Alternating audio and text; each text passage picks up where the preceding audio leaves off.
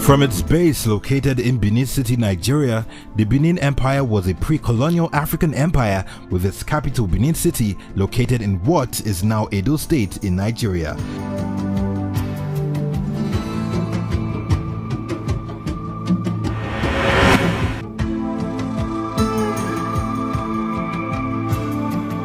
History traces the Benin people to have a similar ancestry with the Yoruba people through their famous ancestor Oduduwa. However, the ancient kingdom of Benin began sometime around AD 900 and it was one of the oldest and most highly developed states in the coastal hinterland. The first European travelers to reach Benin were the Portuguese explorers in the year 1485. Because of Benin's military strength, the Portuguese missionaries were unable to enslave its people upon their arrival. Instead, they developed a strong trading relationship developed with the Benin people, trading tropical products such as ivory, pepper, and palm oil with the Portuguese for European goods such as manila and guns.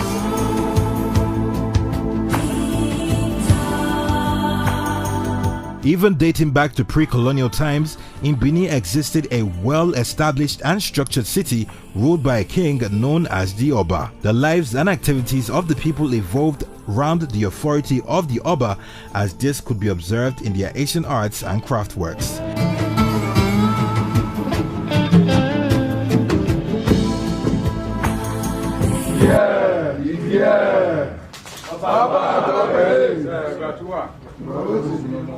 The Benin Empire was known for its many works of art, including religious objects, masks, animal heads, figurines, and plaques. These artworks are typically made from bronze, brass, clay, ivory, terracotta, or wood.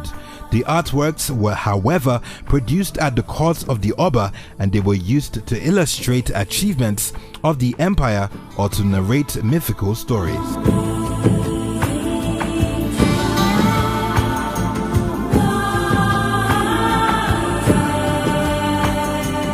From the 14th century till the 19th century, the Kingdom of Benin exhibited great power and influence to even other neighboring communities and kingdoms. It was an important center of the culture of this part of Africa.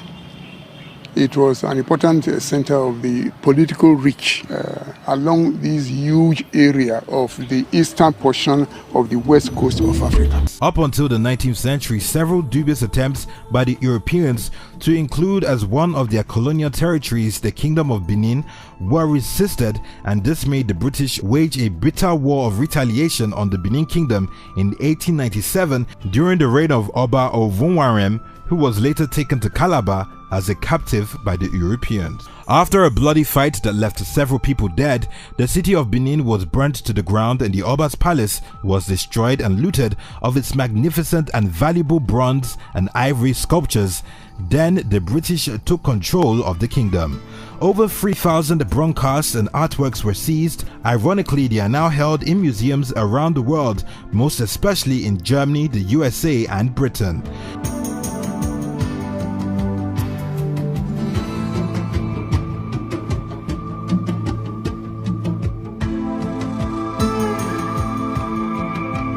The fall of the Benin Kingdom was, however, for a short time, as Oba Ovonwarem's son, Oba Eweka II, rebuilt the palace in the early 20th century.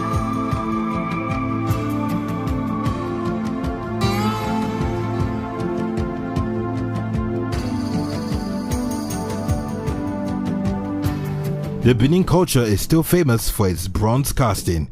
In recognition, in 1999, UNESCO listed the Oba's Palace as a cultural heritage, ranking it as the citadel of brass casting. The Benin people are also famous for adorning themselves with coral beads.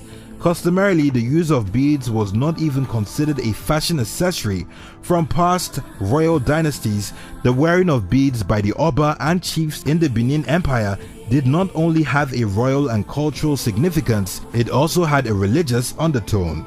It was a taboo for any chief to lose a necklace of coral beads given to him by the Oba.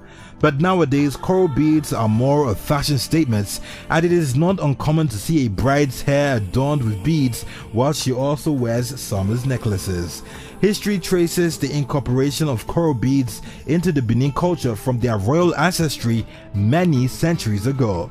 Oba Eware is considered to be the man who brought coral beads to Benin in the late 1400 AD after he had established a trade relationship with the European merchants during the beginning of barter trade. We know you have learned so much from our expose on the Benin culture.